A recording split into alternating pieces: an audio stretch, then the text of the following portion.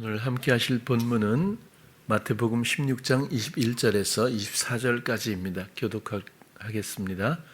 이때로부터 예수 그리스도께서 자기가 예루살렘에 올라가 장로들과 대제사장들과 서기관들에게 많은 고난을 받고 죽임을 당하고 제3일에 살아나야 할 것을 제자들에게 비로소 가르치시니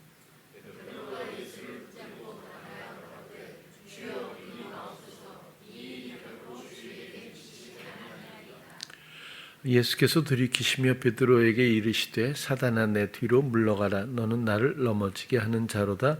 내가 하나님의 일을 생각지 아니하고 도리어 사람의 일을 생각하는도다 하시고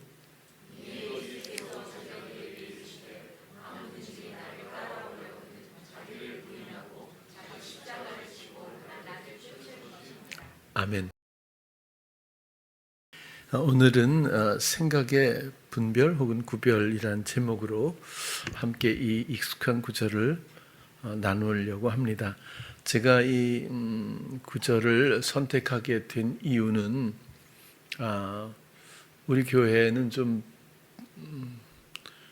독특해서 오래전부터 우리 선교회로부터 출발을 했잖아요. 그래서 참 벌써 세월이 이제 거의 30년 내가 온 지도 흘러가는 것 같아요. 참 지나간 세월은 왜 이렇게 빠르게 느껴지는지. 그런데 왜 이렇게 복음이 어려운 거 아니거든요. 그러니까 세상에는 묘하게 굉장히 어렵지만 굉장히 단순하고 쉬운 것이 그냥 공존하고 있는 것 같아요. 어렵게 생각하면 끝이 없고 또 쉽다고 생각하면 아주 단순하게 쉬울 수 있는 그런 원리라고 또 느낄 때가 많아요. 복음이 당연히 너무 어렵다면 아마 능력이 있거나 자격이 있는 사람만이 쟁취할 수 있을 겁니다. 그러나 값없는 은혜고 복음은 우리의 노력으로 이루어지는 것이 아니라 이미 잔치에 참여하는 입장과 같은 그런 어떤 자유함과 그리고 우리의 몫이 거의 없다는 거예요. 그냥 참여 의사와 참여하면 된다고 하는 이런 상황에 대해서 우리가 확고하게 좀 이해를 했으면 좋겠어요. 다시 말하면 우리를 돕기 위한 모든 사랑의 잔치와 그런 상황들이 영적으로 내면에서 우리 성도들의 모든 마음속에 이미 다 준비가 되어 있습니다. 언제든지. 그러나 우리는 그곳에 참여할 기회를 잘 우리가 스스로 얻지 못하는 것 같다는 거죠. 다시 바꿔서 말하면 우리가 예수 그리스도도 잘 압니다. 그리고 그리스도를 통한 여러 가지 은혜나 은사나 또 행복감과 소망과 이런 많은 기쁨들도 우리가 경험을 합니다. 그러나 정작 이런 것들이 온전히 더 이상의 번복 없이 또 이전에 내가 살던 모든 이런 모습들의 그 결함 혹은 그 세계에 대한 어떤 여러 가지 그동안 부여해왔던 어떤 의미들을 떠나서 전혀 다른 세상에 전혀 다른 정서와 그런 의미와 가치가 우리 안에 준비되어 있다. 그런 뜻이잖아요. 그것이 하나님의 나라고. 근데 오늘 다루고 싶은 건 적용을 잘 못한다. 이런 물론 하는 사람도 있겠지만 전체적으로는 왜 적용이 잘 안 될까? 어린아이들로 만나서 지금까지 50을 바라볼 때가 이제 되는 것 같은데 사람들이 근데도 적용을 아직도 잘 못하는 경우가 많은 것 같아요. 그러니 복음이 이렇게 어려워서야 이게 제가 정말 딴짓 안 하고 그저 영혼을 섬기는 일로만 일관되게 해본다고 했는데 이렇게 적용이 안 된다면 이거는 좀 뭔가 무슨 문제가 있는 거죠. 사실 말이 안 나올 정도로 이렇게 문제가 분명히 있는데 그 무엇일까?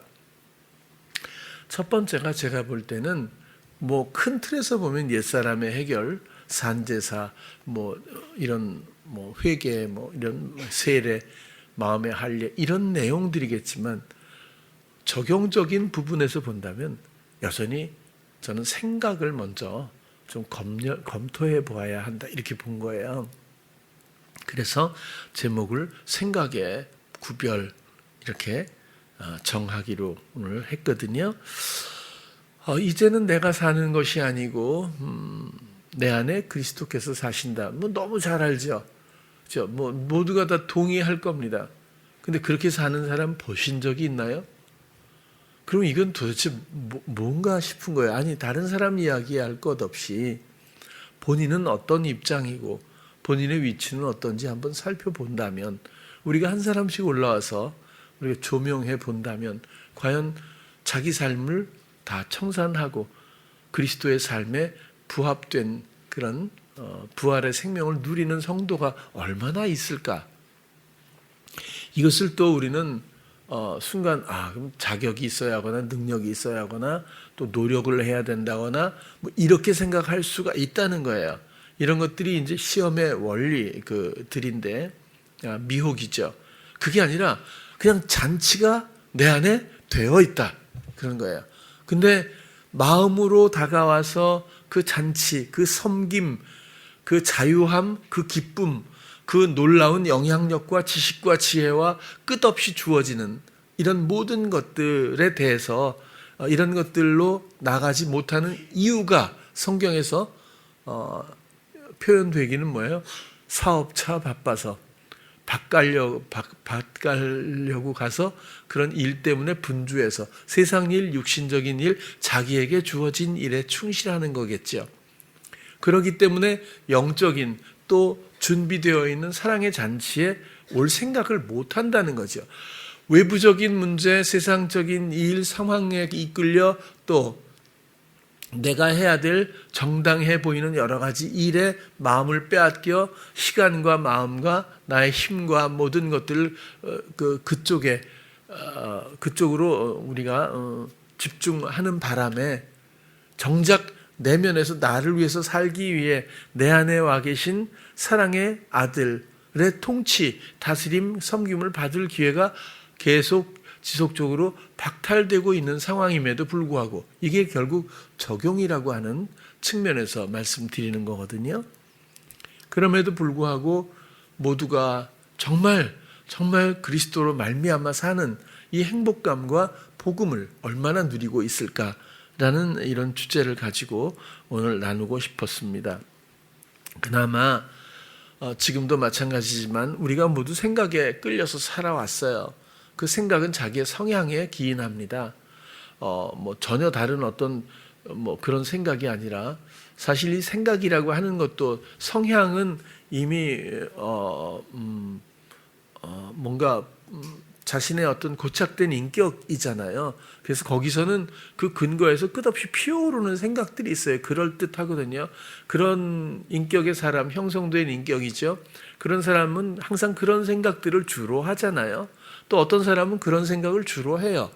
이렇게 주어지는 생각이 있는가 하면 순간의 상황이 주는 생각이 있어요. 물론 이것도 성향이 반응을 해서 성향다운 생각을 하지만 느닷없는 생각도 있고 어떤 건 선을 넘는 생각도 있고 어떤 것은 전혀 다른 경험해보지 못한 어떤 생각이 견인할 때도 있는 것 같아요. 그래서 이 생각의 다양성과 광범위한 영향력에 대해서 우리가 경계하면서 한번 살펴보았으면 합니다. 다행스럽다고 하는 것은 우리의 이런 생각으로 인한 삶이 우리가 스스로 고의적으로 의도를 갖고 만드는 삶이 우리가 그러니까 우리가 좋아서 선택한 나다운 이런 게 아니라 처음부터 끝까지 미혹과 시험의 삶으로 형성되어 버린 어떤 성향, 인격이라는 뜻입니다. 그래서 고의성이 없다는 것을 성경도 굉장히 중요하게 하나님이 다루고 계시거든요. 고의적이지 않게 고의성이 없이 살인을 한 사람도 죄를 묻지 않잖아요. 주님만 의지하면 그리스도의 희생의 피, 그 구원의 뿔을 잡으면 제단에 가서 그러면 그 사람을 아무도 처벌할 수 없다. 그래요. 근데 막 함부로 죽여놓고 함부로 살인하는 사람이 가서 딱 잡아도 그거는 효과가 없죠. 그거는 전혀 다른 얘기가 돼요. 고의성에 대해서 살 길을 열어주셨다는 거예요. 그렇다면 모든 영혼들은 의도가 없거든요. 사실. 그래서 모두가 고의적이지 않고 끌려가는 삶을 사는데 이 삶의 중심축이 생각에 의해서라는 거죠. 그래서 생각을 분별하지 않고서는 이 삶을 중단할 수도 구별할 수도 없게 되는 그런 내용에 대해서는 여러분들이 체험상 잘 알고 이해하고 있다고 봐요. 그래서 그런 측면에서 오늘도 베드로와 예수님의 이런 대화를 많이 다루었는데 예수님이 지금 뭐 이때로부터 예수 그리스도께서 자기가 예루살렘에 올라가서 장로들 이건 사내들인 공회원이면 당시에 이제 최고 수준의 장로들은 아마 그 사람들을 회원들 공회원들을 얘기를 하는 것 같고요. 대제사장들과 서기관들 당시에 가장 고위층이라고 봐야겠죠. 애들에게 많은 고난을 받고 서기관들이 왜 여기 나왔을까? 바리새인들 그래도 되는데 서기관들은 성경을 다뤘다고 그래요.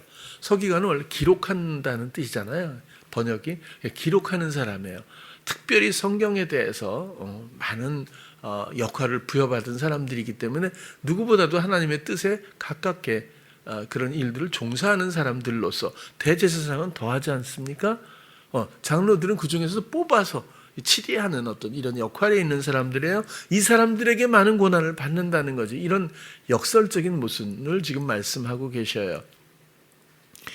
죽임을 당하고 제3일에 살아나야 할 것을 비로소 제자들이 가르쳤다고 했는데, 그죠? 그냥 말했다도 아니에요. 근데 이 영적인 모든 것들을 제자들은 알지 못했어요. 더군다나 베드로는 더군다나 이게 여기서 중요한 원리가 뭐냐면 저도 나눔을 많이 해왔어요. 그죠? 집단 상담 많이 했죠. 그래서 어떤 이야기를 들려줄 때에 그 순간에 주님이 알게 하시고 주님이 바라보게 하셔서 그 사람에게 그 마음에 어떤 말을 해야 할지를 늘 사모하면서 주시는 감각 따라 알게 하시는 그 내용들을 집약해서 나름대로 설명의 틀을 가지고 말을 하는 그런 유형으로 나눔을 많이 해왔던 것은 여러분들과 제가 잘 알 거예요. 그럼에도 불구하고 통로가 되면 어쨌든 통로가 될 때마다 주께서 그 사람의 마음을 만지게 되는 그런 상황들을 많이 경험했어요. 이것은 저의 지식으로 하는 것이 아니라 무슨 교재를 갖고 그렇게 할 수 있는 것도 아니고, 그럼 예수님께서 직접 제자들에게 이야기할 때 이런 능력이 안 나타났을까라는 생각을 해보는 거예요. 근데 얼마나 자기 생각의 틀이 강력하냐면 베드로는 주님께서 가르쳐 주시는 이 영적인 원리에 대해서 사모하고 들을 경청할 귀는커녕 자기 성향에서부터 들려오는 미혹의 생각의 소리를 강력하게 듣고 그대로 말해버리는, 실행해버리는 완전히 반대편에 끔찍하게, 여기서는 이 정도로 욕먹었지만 사실은 얼마나 베드로를 여겨주고 데리고 다니면서, 그죠? 가르쳐 왔습니까? 수제자로. 그런데 이 결정적인 복음의 이 일 때문에 오신 예수 그리스도, 이 사랑의 마음을 담아 주님의 말씀이 베드로에게 선포될 때에 베드로가 보였던 이 반응을 보면 성향적 삶이 얼마나 강력한지, 사단의 시험이 얼마나 정말 이토록 강력한지를 알 수 있을 것 같다라는 생각도 해보게 돼요. 그래서 뒤에 보면 간하여, 예수를 붙들고 간하여, 이거는 굉장히 약한 표현입니다. 이것은 어찌 보면 약하게 그냥 표현했다고 보는데, 다른 번역은 이제 요즘 번역 성경 항변하여 이렇게 돼요. 항변. 또 그냥 번역에 보면 책망하다 이런 뜻이거든요. 이게 그러니까 묻고 의논하는 투가 아니라 책망하고 항변하고 뭐 이런 아주 강력한 모습을, 어떤 번역에는 밀치다 뭐 이런 것도 있어요. 그러니까 이 다 된 밥에 코 파뜨리려고 그런다고 생각했는지 아무튼 굉장히 강력하게 베드로가 성격은 알겠는데 아무튼 이렇게 좀 예수님께 따지듯이 그렇게 한 것 같아요. 간하여라는 단어를 찾아보니까 항변하다, 비난하다, 따지다, 훈계하다. 갈 때까지 간 것 같아요. 근데 그러니까 이제 예수님께서 23절에도 보니까 나를 넘어지게 하는 자로다. 이 사단한테 하는 얘기죠. 넘어진다. 이 말은 덫, 올가미, 함정이라는 뜻이 있대요. 그러니까 덫에 빠지게. 그러니까 그 지금 모두의 죄를 대속하시고 모든 영혼들을 이런 묶임에서부터 구원해 내시려고 하시는 그 일 때문에 하나님께서 육신을 입고 죄의 형체로 이 땅에 오셔서 그 일을 감당하기 직전에 제자들을 가르치고 있는 상황에서 결국 이런 대화가 이루어지고 있는데, 넘어진다고 하는 것은 덫에 걸리고 함정이다. 이건 뭐예요? 그리 마옵소서가 그렇게 하지 마세요. 그러면 안 됩니다. 이렇게 얘기할 때 이것이 바로 덫, 함정 그런 거고, 또 다른 뜻은 죄를 짓게 하는 것. 그러니까 하나님의 뜻에 어긋나 버리게 하는 그런 내용을 담고 있습니다.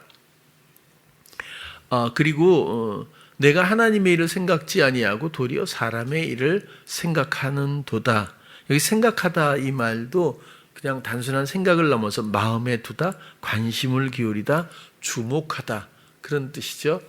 좀 더 선명하고 굵고 강하다는 그런 생각이 들어요.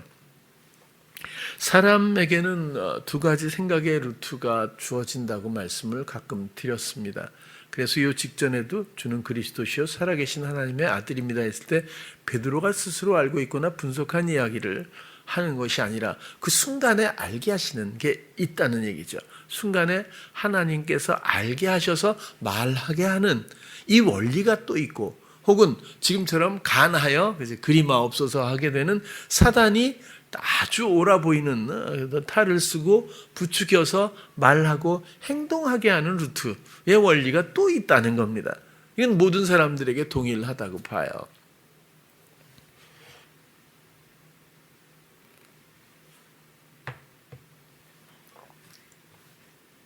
그리고 한 가지 덧붙여서 말씀드리고 싶은 것은, 여러분, 우리는 주의 뜻, 하나님의 뜻의 길을 위해 서서 그 길을 온전히 가기 위해서 뭔가 배우고 충족하고 다 알고 그리고 내가 이해하고 정리돼서 가는 것이 저는 아니라고 봅니다. 그게 아니라 그 순간에 가면 알게 하시는 게 있어요. 오히려 그런 것들을 더 사모하면서 내 마음을 하나님께 주목하고 그런 원리에 대해서 더 우리가 주목하는 거죠. 관심을 두고 그 순간 가면, 그래서 저는 그러잖아요. 어느 순간에 가면 꾀주머니가 거기 있어서 그걸 여러분 그 순간에 가야.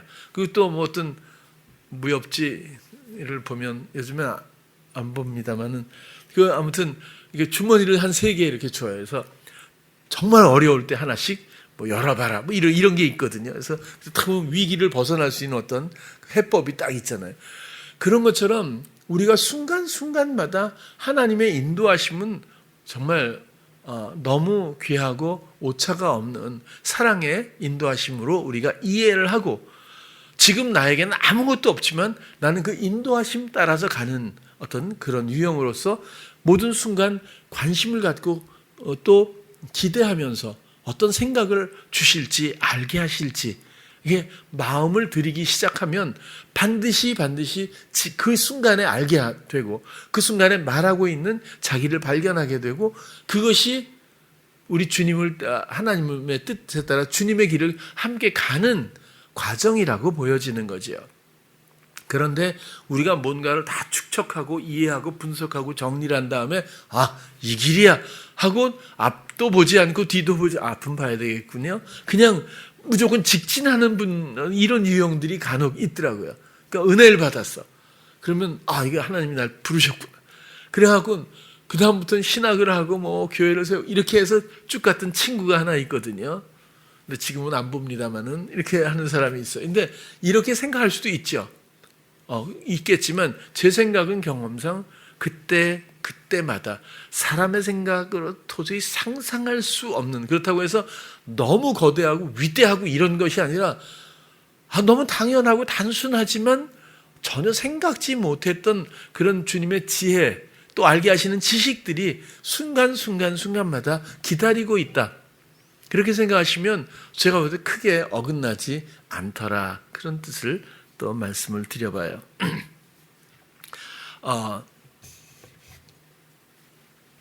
그래서 하나님이 알게 하시는 그런 생각이 있고, 또 사람의 생각이라고 하는 것이 사람 육신, 육체, 세상의 임금은 사단이고, 그 임금이라는 것은 통치하고 있는 거잖아요. 그래서 그렇게 주어지는 대로, 주문하는 대로 그냥 그대로 따라 할 수밖에 없기 때문에 사단에 속한 이런 사단의 어떤 노예지요. 결국 그런 유형으로 많이 비유가 되고 있습니다.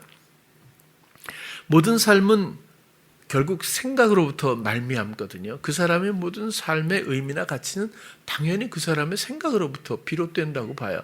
동일한 환경에서 살아도 전혀 다릅니다. 부부가 결혼을 한다고 해도 동일한 환경이고 동일한 조건이지만 둘의 생각은 전혀 다를 수 있잖아요. 그런 것과 같이 환경적인 문제가 아니라 결국 모든 것들은 마음의 생각이 결국 문제가 되지 않을까. 그래서 생각이 이끄는 삶이 아닐까, 그렇게도 많이 또 정리를 해요. 그런데 중요한 것은 여전히 내 생각이지만 내 생각이 근본적으로는 아니라는 것. 근데 옳아 보이니까 그 생각을 내 생각으로 아니까 이 두 가지 때문에 그 생각을 실행하면서 살 수밖에 없게 된다. 그게 노예의 특성입니다. 그 성경도 보면 그래서 이런 것들을 죄악시는 보지 않았으면 좋겠어요. 이게 내 생각대로 살았어. 물론 죄의 유형입니다. 당연히. 그러나 그것 때문에 우리가 스스로를 평가하거나 책망하지 않았으면 좋겠다는 거예요.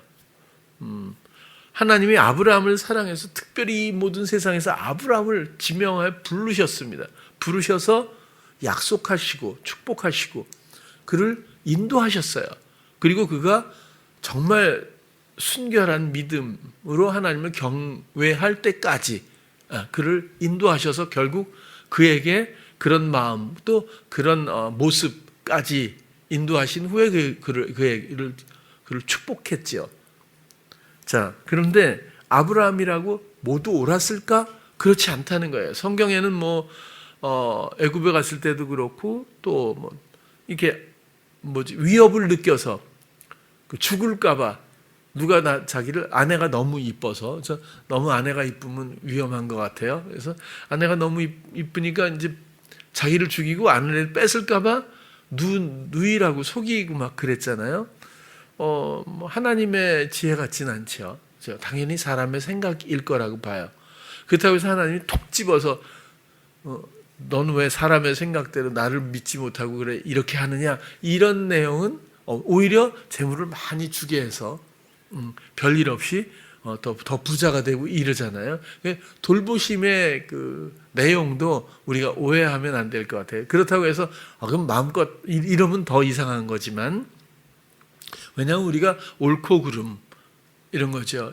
이런 것에 너무 익숙해, 이런 가치관이 너무너무 익숙해서 그래. 그게 아니라 하나님의 뜻, 하나님의 돌보심이라고 하는 그런 틀에서 모든 것들을 봤으면 하는 것뿐이에요.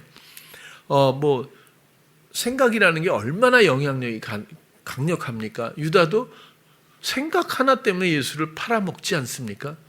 사울은 어때요? 다윗 때문에 질투하는 생각 하나 때문에 그 평생을 망치지 않습니까? 사울도. 다윗은 어때요? 그렇게 이 시편 같은 데 보면 다윗이 고백한 하나님과의 선명한 이 관계성은 지금도 이럴 만한 사람을 어떻게 만날 수 있을까 할 정도의 엄청난 마음의 사람이잖아요.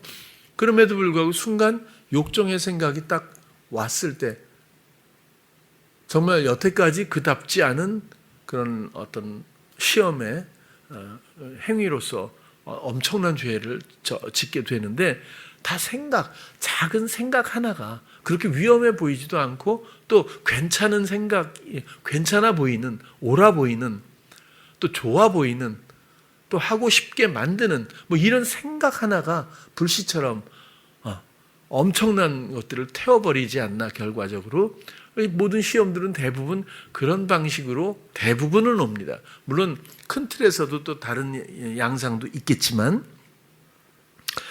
이렇게 생각이라고 하는 것이 그리스도로 말미암지 않으면, 아버지께서 알게 하시는 이런 지식, 지혜, 이런 감각 가운데서 오는 생각이 아니라면 이것은 무의미하고 무가치하고 그리고 건조하고 그리고 참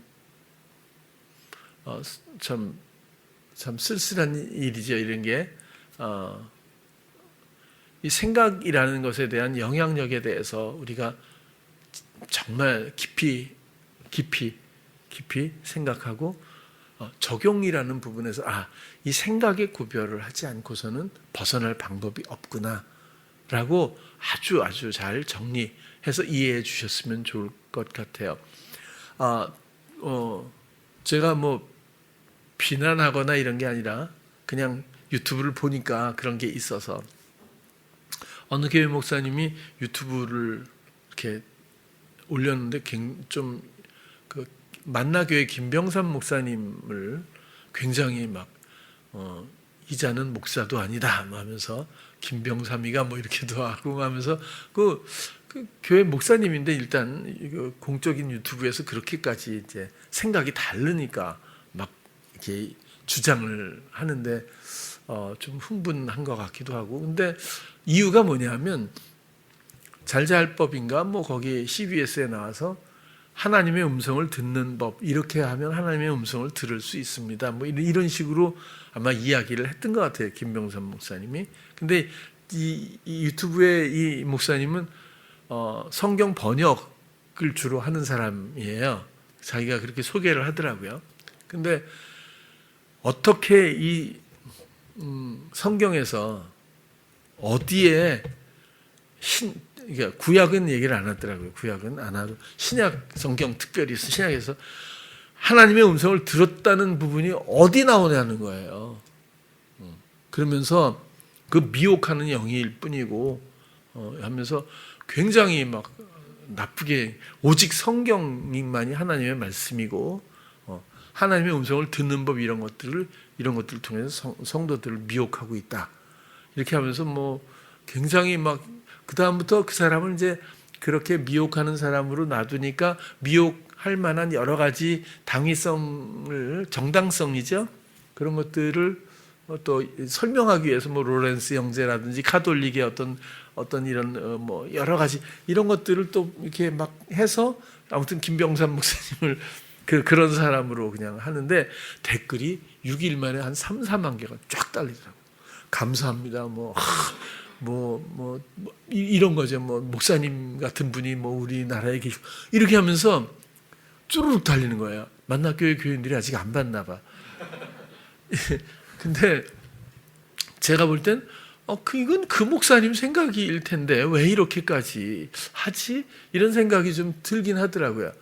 자칫하면 3파전이 되니까 저는 빠지기로 하고 그냥 우리끼리 또 얘기를 하면 김병삼 목사님 그런 얘기 할 수 있죠. 당연히. 그리고 신약에 왜 하나님의 음성을 들은 사람이 없다고 그러는지 난 이해가 안 가거든요. 바울같이 지독한 사람은 뭐 때문에 전환을 했죠? 뭐 그때 성경이 있었나요? 바울이 쓴 편지가 다 성경이 됐는데, 그래서 제가 바울이었으면 많이 썼을 거예요. 편지 한 50개, 100개 막 써보면 성경이 이렇게 됐을 거 아니에요. 13편만 여기 들어와 있긴 한데, 아니 바울은 어떻게 전환을 했냐고요. 예수님이 직접 나타나서 말하지 않았으면, 그분을 듣지 않았으면 지금의 이런 이방인에 대한 선교도 없었을 것이고, 그렇죠?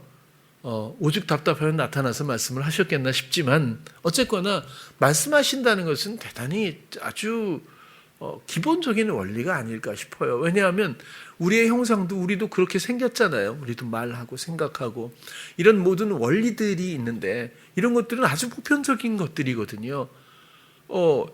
이게 왜 왜 그러면 성경대로 사나요? 제가 늘 그러잖아요. 제 이 성경 중에서 눈에 제일 먼저 들어온 게 전 그 비늘 없는 생선을 먹으면 죽일지니라 이거였거든요. 왜냐하면 연어를 하도 먹다 보니까 그럼 성경대로 살면 다 죽여야죠. 그럼 또 그건 또 아니라 그럴 거라고. 그죠? 시대가 변해서 이런 얘기를 할 수도 있겠죠. 그러니까 다 생각들인데 제가 얘기하는 건 삼각구도를 만들려고 하는 건 아니고 그렇게 자기 생각을 옳다고 여기고 주장하게 되는 것이 원리잖아요.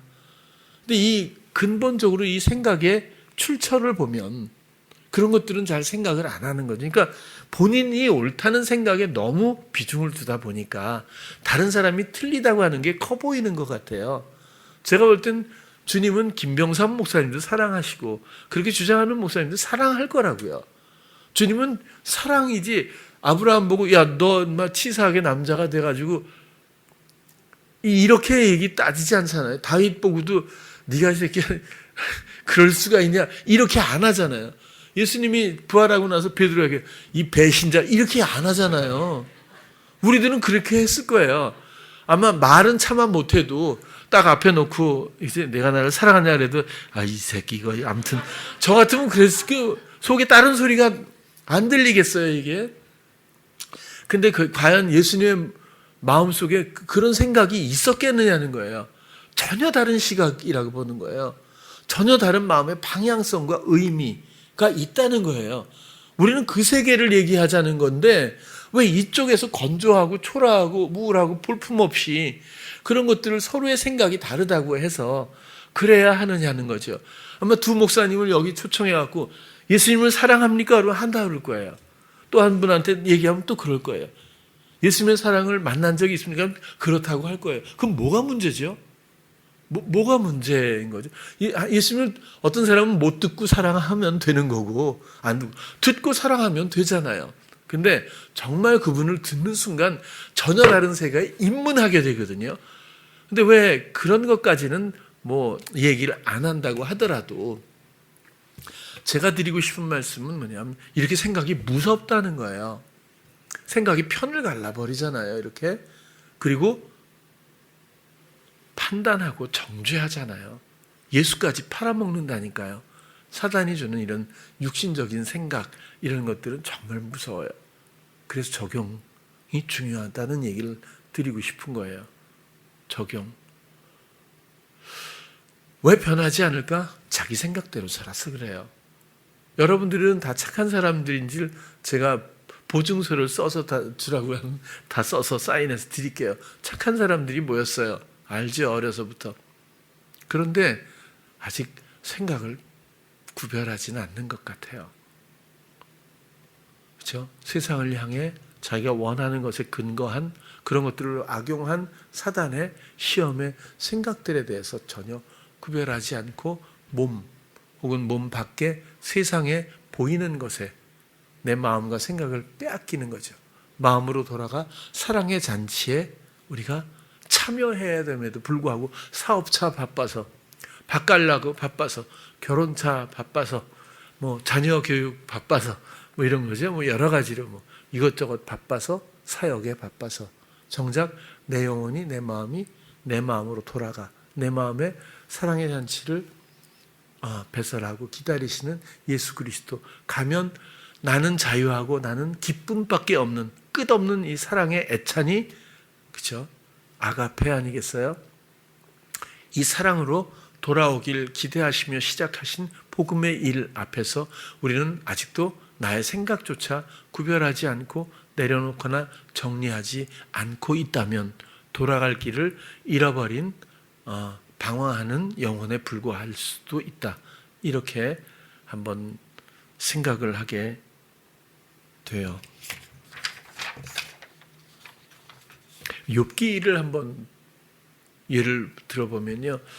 욥기가 뭐 어떤 분은 그래요. 욥기가 뭐 이게 뭐 픽션이냐 아니면 논픽션이냐 이렇게 얘기를 해요. 그런 게 중요한 게 아니고 어떤 분은 그걸 또 증명하기 위해서 뭐 동방에 이때는 뭐 서기 몇 년도에 뭐 사실 뭐 이런 뭐 이렇게 얘기를 하고 어떤 분은 이건 그냥 소설에 불과하다 뭐 이렇게 뭐 허구다 뭐 이렇게 얘기하는 사람도 있고 하지만 그런 게 중요한 게 아니라 우리는 이 내용 글을 통해서 하나님이 과연 우리에게 무엇을 알게 하시려고 하는지 그 교훈을 보면 될 것 같아요. 욥기를 보면 그 욥이 한순간에 다 잃어버린 것도 아실 거예요. 이런 고난을 당하는 것도 아주 특별한 경우겠죠. 그런데 우리는 보통 보면 고난을 당할 때에 뭐 정도 차이가 있다고 하더라도 어떤 분은 그래요. 하나님 정말 계시면 어떻게 이럴 수가 있습니까? 라는 그런 말을 할 수 있는 그런 생각을 할 수 있는 부류들의 사람들도 있고요. 또 어떤 분들은 하나님의 뜻을 또 의미를 생각하려고 하는 분들도 있고 어떤 분들은 스스로 또 헤쳐나가려고 하고 또 극복하려고 하는 분들도 영적이지 않지만 그런 분들도 있겠죠. 뭐 다양한 그런 부류의 사람들이 있을 거라고 봐요. 그러나 중요한 건 어떤 일도 하나님의 허용하심이 아니면 일어날 수가 없다. 저는 그렇게 생각해요. 아주 자연스럽게 발생되는 그 어떤 것이라도 하나님의 허용하신 뜻 안에서 모든 것들이 이루어지고 있다고 봐요. 작게 스치는 뺨에 바람 한 점도 전 그렇다고 생각이 들어요. 그 의미에 대해서는 우리가 다 감각할 수는 없을 거예요. 그러나 우리가 이렇게 땅만 보고 여러 가지 일을 하다가 어느 날쯤 하늘 한번 보면 전혀 다른 느낌을 금방 느끼는 것 같이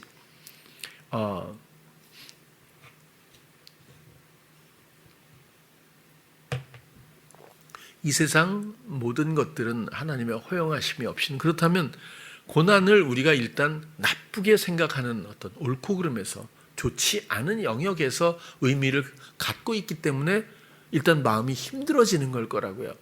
그러나 이것도 굉장한 모순이거든요. 과연 돈이 많으면 그만큼 비례해서 행복할까? 아니라는 것은 아실 거예요. 그렇다고 해서 돈을 포기한 사람은 못 봤어요. 거의는 대부분 추구하지요. 그렇지만 돈이 곧 행복과 직결되는 그런 것은 아니라는 것 정도는 아마 많이 알고 있을 것 같아요.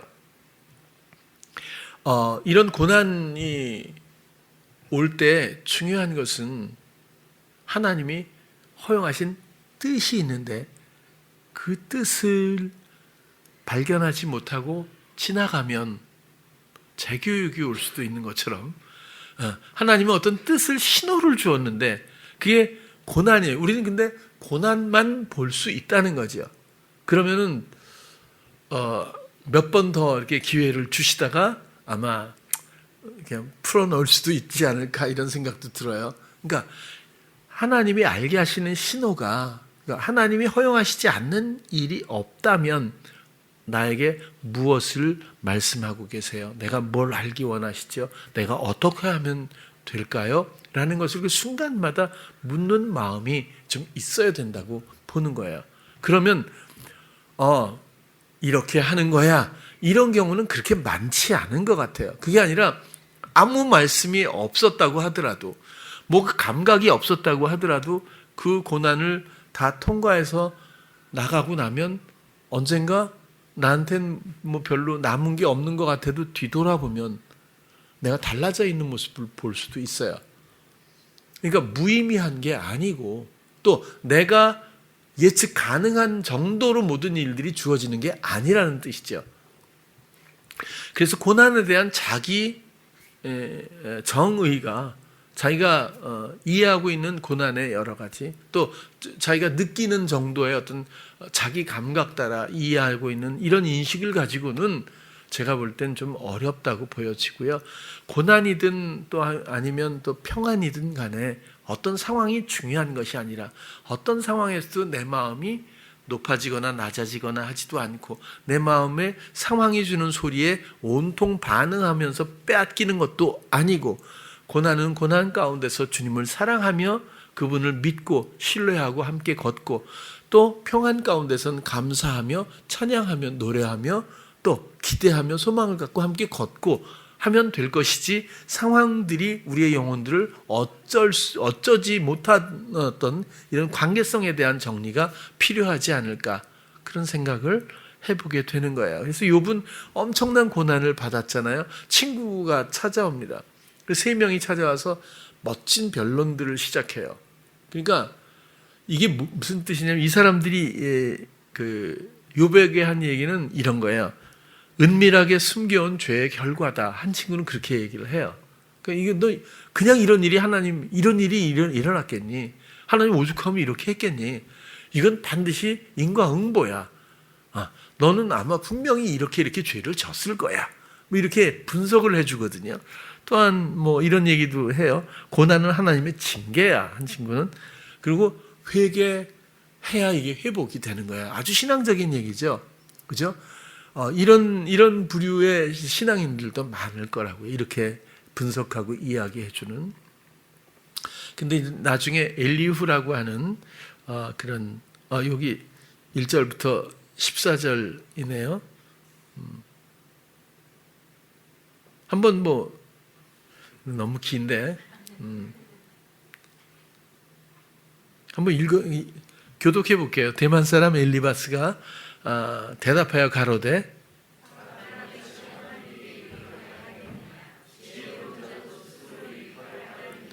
내가 의로운들 전능자에게 무슨 기쁨이 있겠으며 내 행위가 온전한들 그에게 무슨 이익이 있겠느냐.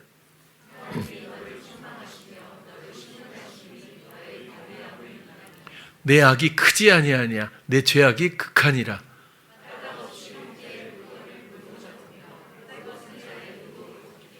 가란 자에게 물을 마시우지 아니하며 줄인 자에게 식물을 주지 아니하였구나.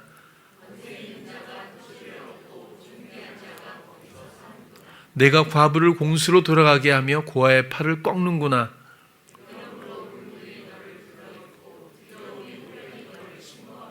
어두움이 너로 보지 못하게 하고 창수가 너를 덮느니라.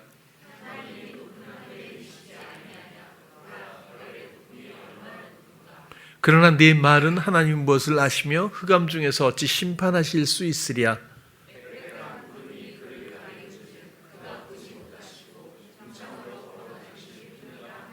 하나님의 광대하심과 위대하심 앞에서 너는 분명히 이분이 모를 일이 있겠니? 그러니까 네가 분명히 이렇게 고난을 받는 것은 과부도 그냥 박대하고 고아도 이렇게 했고 또 이런 죄도 짓고 이런 죄도 짓고 이렇게 극악하게 죄를 지었기 때문에 이 정도 이게 나오지 않겠느냐, 이런 생각으로 지금 진짜 다 죽어가는 욥을 향해서, 이 친구 잘 둬야 되는데 아무튼 지금 이러고 있어요. 이 친구들이 다 자기 변을 이렇게 뭐 죄를 졌기 때문에 이런 신앙적인 논리를 가지고 말을 합니다.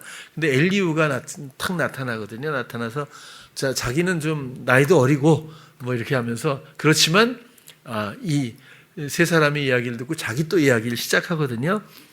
32절에 보면 교독할게요. 사람의 속에는 심령이 있고 전능자의 기운이 사람에게 총명을 주시나니.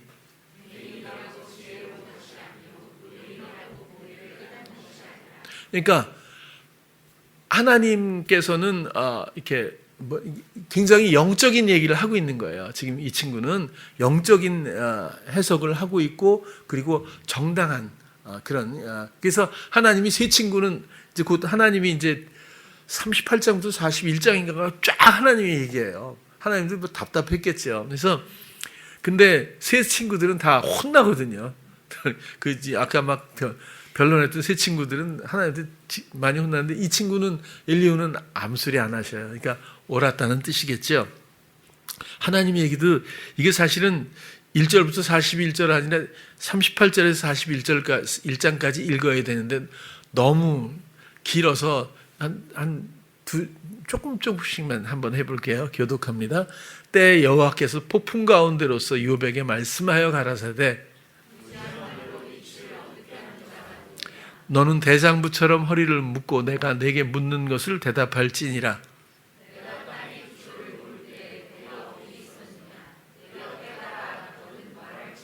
누가 그 도량을 정하였었는지, 누가 그 준승을 그 위에 띄었었는지 내가 아느냐.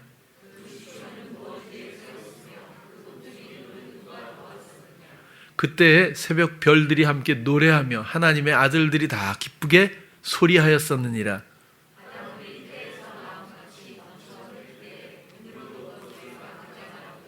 그때 내가 구름으로 그 의복을 만들고 흑암으로 그 강보를 만들고 이르기를 내가 여기까지 오고 넘어가지 못하리니 내 교만한 물결이 여기 그칠지니라 하였었노라.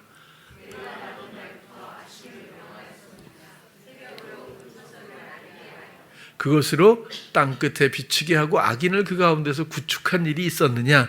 쭉 나가다가 또 뒤는 여기까지만 할까요? 굉장히 많은데 이래갖고 38장, 39장, 41장까지 하나님도 참 어찌 보면은 이렇게까지 장황하게 본인의 일을 업적을 얘기를 안 하셔도 될 텐데 나 하나님이야 그러면 딱 끝날 텐데 욥에게 이렇게 쫙 얘기를 해주는 이유가 뭘까요?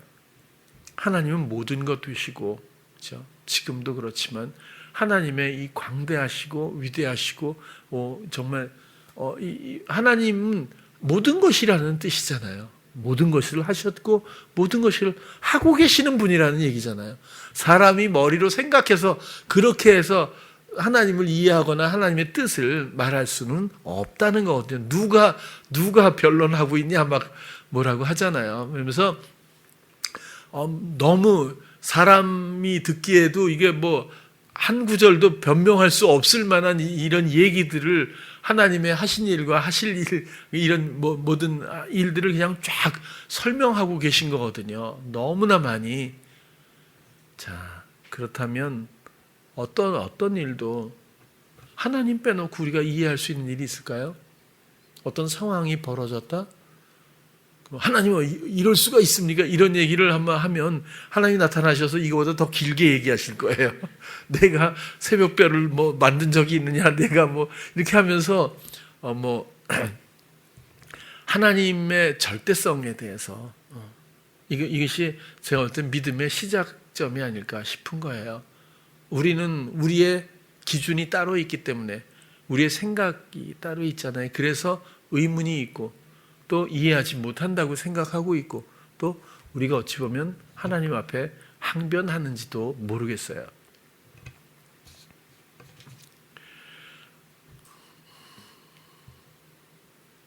사람은 자기 판단과 생각을 분석하고 정리하고 주장하는 모습을 가지고 있는 것 같아요. 삶의 기준도 신앙적인 관점도 사람의 생각은 초라하고 허망할 뿐이잖아요. 세상 모든 일은 하나님의 허용하심과 하나님의 뜻, 그 의미가 모든 것에 담겨 있다. 그런 거고 결국 이 욥은 고난과 회복이 아니라 결국에는 하나님을 알고 더 알고 고난을 통해서 하나님을 더 믿게 되는 절대적인 정말 정금 같은 믿음 그리고 하나님과의 관계의 선명성으로서 고백하고 끝나지 않습니까? 하나님이 원하는 거죠. 고난이든 평안이든 하나님을 더 알고 하나님의 이런 광대하신 하나님이신 나를 향한 사랑이신 이분을 향한 절대적인 관계와 그 다음에 순금 같은 믿음 이런 것들이 결국에는 결론적으로 표현되고 있다고 그렇게 보여집니다. 오늘 본문도 뒤에 보면 그런 그 베드로를 향해서 이제 자기를 부인해야 된다고 말하잖아요. 또 자기 십자가를 져야 한다고 그렇게 이야기를 하고 있거든요. 23절, 24절 때쯤 가면 이에 예수께서 제자들에게 이르시되 아무든지 나를 따라오려거든 자기를 부인하고 자기 십자가를 지고 나를 쫓을 것이니라. 많은 성도들이 예수님의 길을 가고 있다고 느끼고 여길지도 모르겠어요. 그런데 이런 전제가 해결됐는지를 물으면 어떨까요? 자기를 부인했는지, 자기 십자가를 지었는지, 안 그러고 따라가고 있다고 생각한다면 좀 이상한 거죠. 그럴 수는 없으니까요. 자기 부인이 뭡니까? 이전에 내 생각대로 살았던, 생각에 이끌려 살았던 그 삶, 그런 것들, 그 원리를 이제 단절해야 된다는 거죠. 그리고 그렇게 살아왔던 그 인격, 그것이 이젠 그만 생명력을 잃어야 하는 게 십자가를 지는 거죠. 그렇게 해야 비로소 주님을 들을 수 있고 주님과 만나서 그분을 알게 되고 순간마다 그분의 사랑의 지혜의 다스림, 통치를 누리면서 자유하게 평안 가운데 행복하게 인도를 받을 수 있게 되고 그 섬김 자체의 관계가 사랑의 애찬 잔치다. 끝없는 기쁨과 누림이 그곳에 있다라는 것이 복음의 내용으로 그렇게 설명할 수 있겠어요. 자녀 교육도 꼭 그렇게 해주시기 바라요. 내 생각 옳아 보이죠. 그래야 될 것 같죠. 그러나 내 생각이라면 잠시 멈추고 주님의 생각을 듣고 그 생각이 또 알게 하시는 대로 우리가 통로가 되어줄 수 있다면, 그렇다면 청지기와 같은 부모의 역할을 감당할 수 있게 된다라는 거예요. 또 나 100점이 아니야, 뭐 어쩌다가 또 안 됐어, 이러지 마세요. 그런 거는 정말 시간 낭비입니다. 안 되면 안 되는 대로 또 다시 주께 맡기기 시작하고, 또 되면 되는 대로지만 또 어긋나면 어긋나는 대로 또 주님을 다시 생각해서 내 순수한 마음 있는 대로 내어드리면 정말 멋지게 반전이 되거나 주의 방법을 따라서 자녀들이 양육되게 되고 그런 것들이 또 다르게 유익이 축적될 거라고 보여지거든요. 우리는 한 아이가 어떻게 클지 몰라요. 잘 몰라요. 그러나 우리의 역할은 우리가 알아야 하지 않겠는가라는 거고, 지금부터라도 우리가 그렇게 모두가 너의 아이, 나의 아이가 아니라 우리 모두에게 부여하신 우리 공동체의 모든 아기들에게 우리가 어른으로서가 아니라 통로로서, 사랑의 잔치의 통로로서 모든 순간 알게 하시는 대로 아이들을 대하고 말하고 또 교감했으면 좋겠다라는 그런 뜻을 말씀을 드려요. 제가 여태까지 선교회로부터 지금까지 오면서 뭔가 계획을 가지고 또 아니면 제가 원하는 것을 가지고 시도했던 것이 제 기억으로는 거의 없습니다. 그리고 여러분들이 아마 우리 청년들이 먼저 알 거예요. 그냥 순간마다 주시는 생각대로 그렇게 그냥 함께 걸어왔어요. 지금도 우리가 얼마나 큰 교회냐, 또 얼마나 또 많은 일을 하느냐가 전혀 우린 주제가 아니고 그럴 이유도 별로 없지만 그저 이 순간에 저는 저대로 무엇을 알게 하시고 또 무엇을 원하시는지 주님의 생각이 너무 나한텐 중요해요. 그리고 그것이 삶의 이유이자 생명력입니다. 저를 감각 따라 알게 하시고 인도해 주십시오 라는 기본적인 마음을 가지고 언제나 기대하는 그 마음으로 감각을 내어드리려고 하는 것뿐이고, 그렇게 말하고 그렇게 걷기를 원하는 것뿐입니다. 그러면 주가 걷게 하시고 주가 말하게 하시고 주가 형성시키시고 주가 고난이든 평안이든 어떤 상황에서 상관없이 주의 뜻을 이루어갈 수 있도록 이끌어 주신다고 하는 것은 전혀 의심의 여지가 없지 않습니까? 여태까지 우리 청년들이 적용 부분에서 연약했다면 이것은 크게 말하면 자기 부인과 자기 십자가의 문제일 거지만 적용적인 측면에서 본다면 순간마다 떠오르는 생각에 대한 구별을 아직 좀 간과하는 면이 있어서 그렇게 되지 않았을까라는 생각이에요.